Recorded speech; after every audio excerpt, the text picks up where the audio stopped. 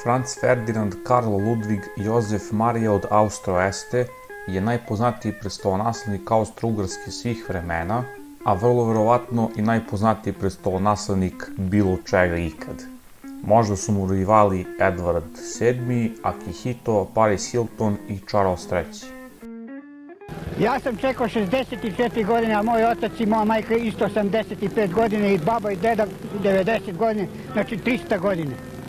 Ali kada se Franz Ferdinand rodio, bio je tek četvrti po redu da nasledi presto.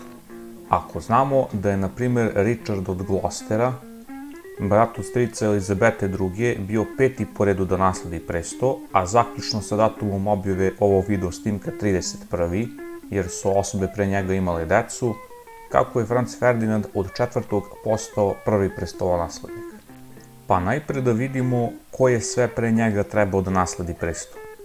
Kada se Franz Ferdinand rodio, car Austrije bio Franz Jozef, a prestolonaslednik njegovo treće dete i jedini sin Rudolf, koji je tada imao 7 godina. On je bio oženjen princezom Stefani Belgijskom i imao je jednu ćerku koja nije mogla da nasledi presto, pošto je bila žensko. Samo u najekstremnijem slučaju da samo preostaju žene, onda bi mogla da nasledi presto, poput Marije Terezije, ali su prednost imali muškarci. Rudolf uopšte nije bio veran suprug i imao je brojne ljubavnice. U nekom trenutku je dobio sifilis koji je preneo ženi koja je od toga ostala sterilna. Uprkos tome što Rudolf sa suprugom nije mogao da ima više dece, i dalje je bio prestolonaslednik i bio je u 20. godinama. Međutim,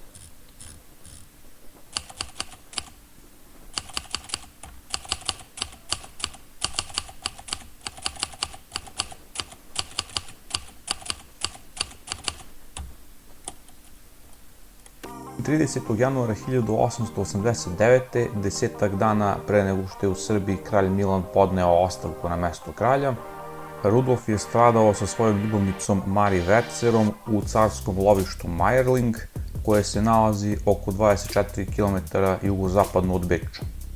Ovaj događaj je ostao nazvan kao Majerlinški incident i prilično je ozloglašen, neobičan i čudan, otprilike u rangu ubistva Johna Kennedya ili možda Zorana Đinđića kod nas.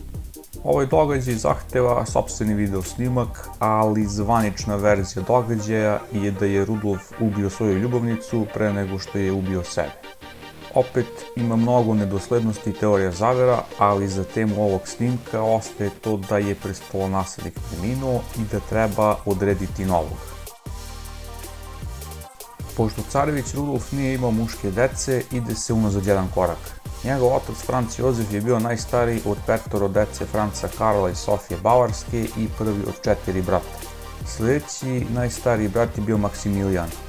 Kada se Franz Ferdinand rodio, Maksimilijan je imao 31 godinu i već 6 godina je bio u braku sa Šarlotom Belgijskom.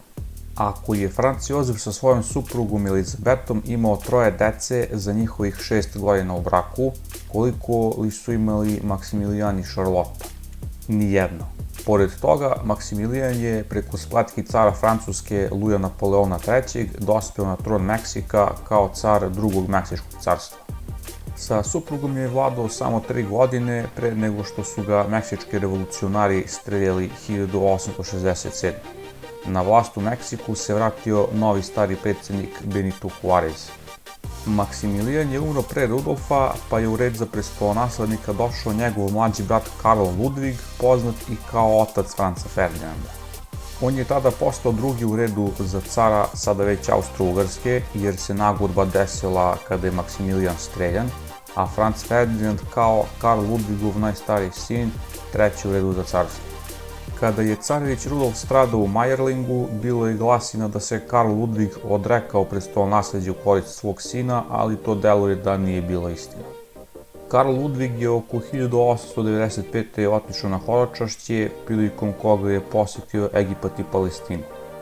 Tom prilikom je pio vodu sa reke Jordan, koja je bila prilično zagađena, pa je i on oboleo i posle višemesečnih bolova i borbi je preminuo 19. maja 1896. u Beču sa oko 62 godine. Tako je Franz Ferdinand postao prestolonaslednik i na tom položaju je bio sve do Vidovdana 1914. u Sarajevu i jednog vrlo poznatog događaja koji se tada desio. Ovime je on postao četvrti po redu prestolonaslednik koga je Franz Josef nadživeo. Čisto radi dopune, zbog toga što je Franz Ferdinand 1900. oženio plemkinju porodice nižeg ranga od carske dinastije, prekršio je porodični pravilnik, pa njegova deca nisu mogla da naslede presto, a treći brat Franca Jozefa je javno bio homoseksualac i nije se uopšte ženio ni imao dece, koji je onda bio sledeći prestolonaslednik. O tome drugom prilikom.